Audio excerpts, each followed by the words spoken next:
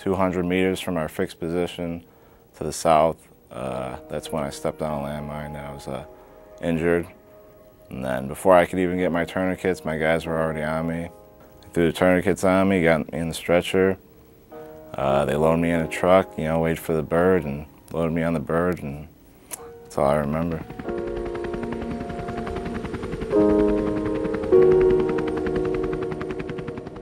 It was about 6:30 a.m.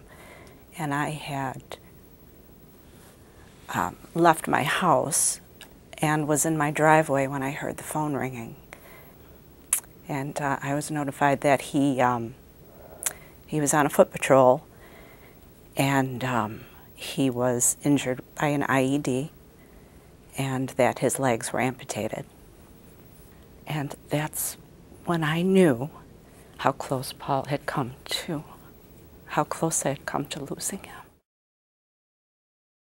When I first got to Walter Reed, my hand was still messed up. I was in a motorized wheelchair. I really couldn't do much at the time. I just remember going in the Matsy the first day and seeing, I actually think it was Brian Schaar, but he's like one of the first guys I saw, him on his legs, and I said, all right, well, that's where I gotta go, and I'll get there soon enough, so.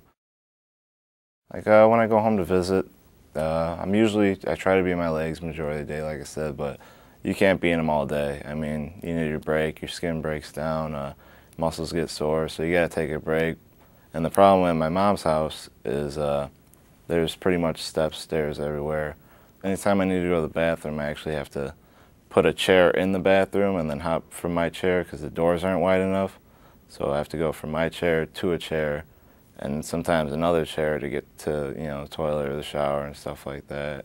I used to cook a little, but now, just with the way the stove is, it'd probably be more of a hazard for me trying to lean over and cook like, my chair, or even on my legs. I'd rather sit down in my chair if I'm handling a lot of stuff and maybe cutting stuff. I don't want to be in my legs where I'm not as balanced.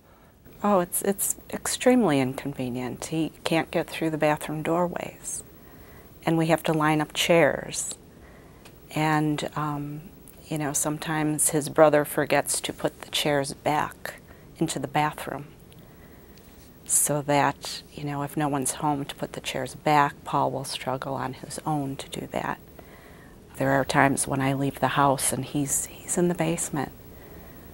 He always has his phone near him, but it's still, it's a safety issue. I just think that the whole outlook on the house is just the freedom and independence it gives guys. I think that's great. So, the freedom to move from room to room, the openness, the wide hallways, the bathrooms are just awesome. The kitchen cupboards come pulled down. They've thought of everything, it seems.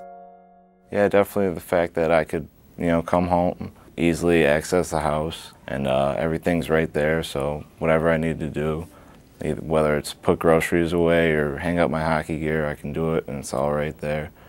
With a house, there's no excuse not to, get out and live a normal life.